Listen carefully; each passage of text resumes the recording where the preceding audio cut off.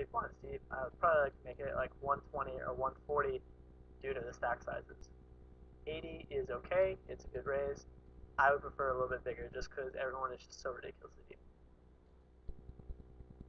Button folds, so that's obviously great. Ace 10, we open, everybody calls. This eventually gets 6 max, starts out as 4. And flop comes 10-6-3, which is obviously great for us. It checks to Kirk, and he decides to check. I think, it's okay to pot control and obviously not want to play a gigantic pot this deep with top pair, top kicker. But I still think that in a tournament, in a $50 tournament, it's better to just bet and get calls from all sorts of junky hands like 7-6 and straight draws and worse 10s that you can get 3 streets of value from. So, no fear, just bet. With the action though, I think it's a pretty standard call. The guy almost bet pot. Check raising here doesn't really. We're not gonna play a gigantic pot against the worst 10 if we check raise. So we call, which is cool. And everyone checks on the turn. River comes a 4. Kirk value bets, which I think is fine. But yeah, I definitely would have bet the flop there. Jack 9 of spades, small blind limping, I would definitely ISO to like 100.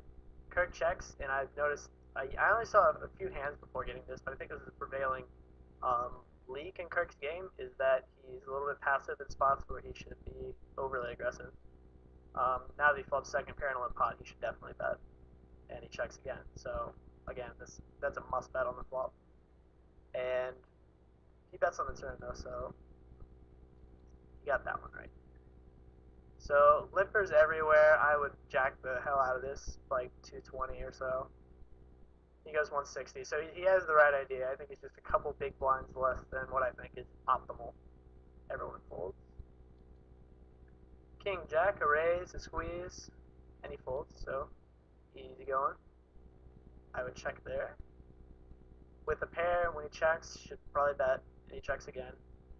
Now that Slimy bets, I think it's a pretty standard call. We have a pair and the queen high flush draw, and I don't really think raising accomplishes much. I think showing down, or looking to improve or show down is fine, and I think that was played perfectly, except for the whole not flop bet.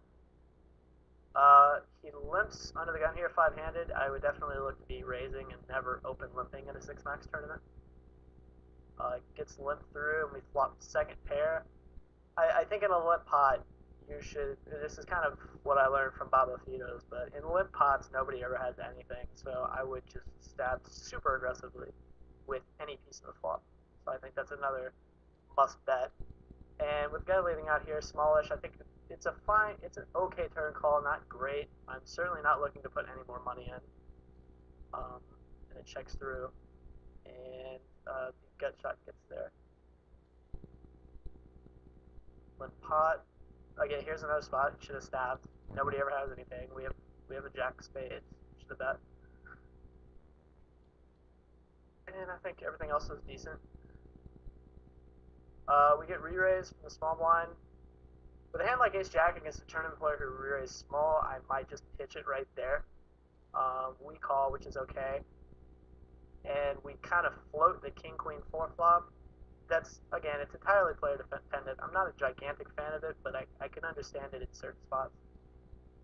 When he checks us on the king turn, nothing changes too much, and we're still doing well. I mean, I might bet like 650, sort of as a balancing, because that's certainly what I would do with the king here.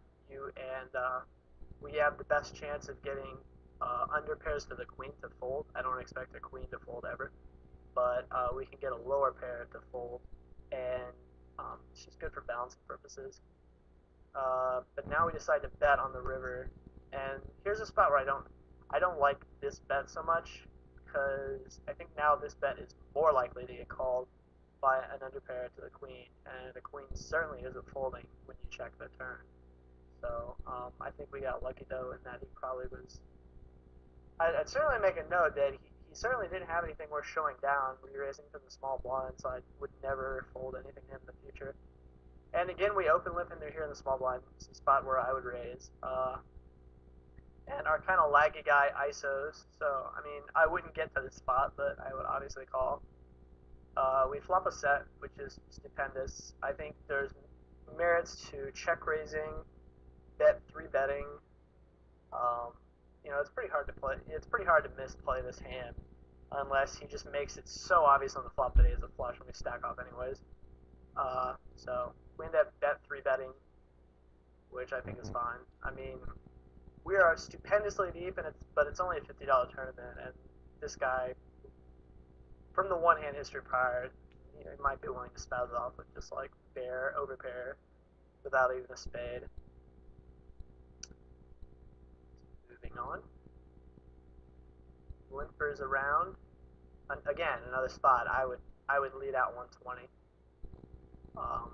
Our button bets pot and we call.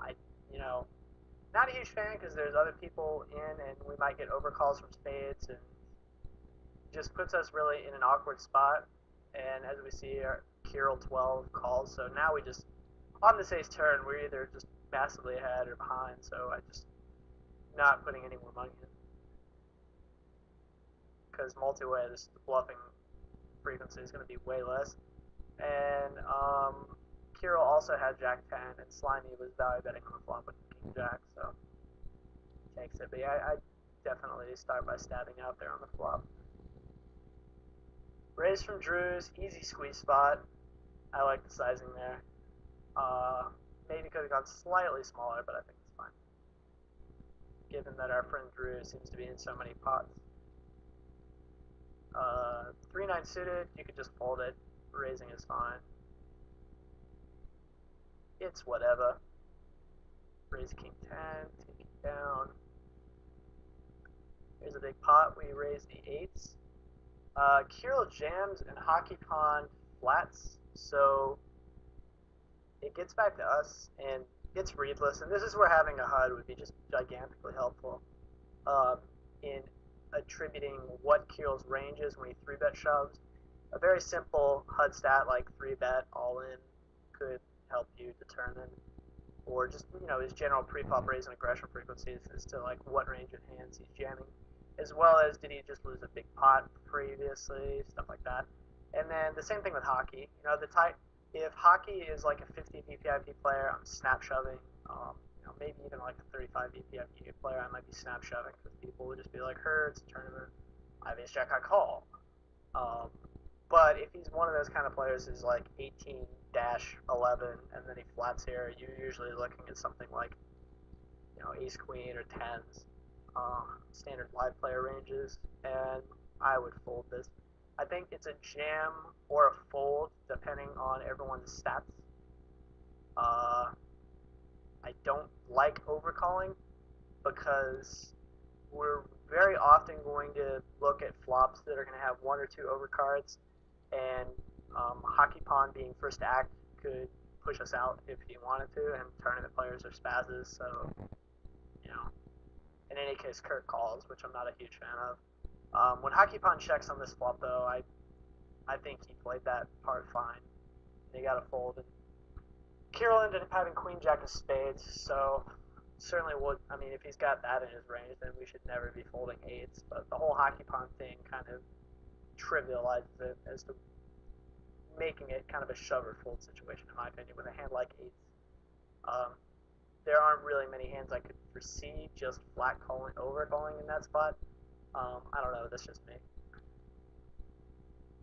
Here's another spot. Slimy limps and we check King Jack suited. This is it's such a massive leap to just check there. You have a really strong hand and you have position in a blind battle where the other guy never has jack shit.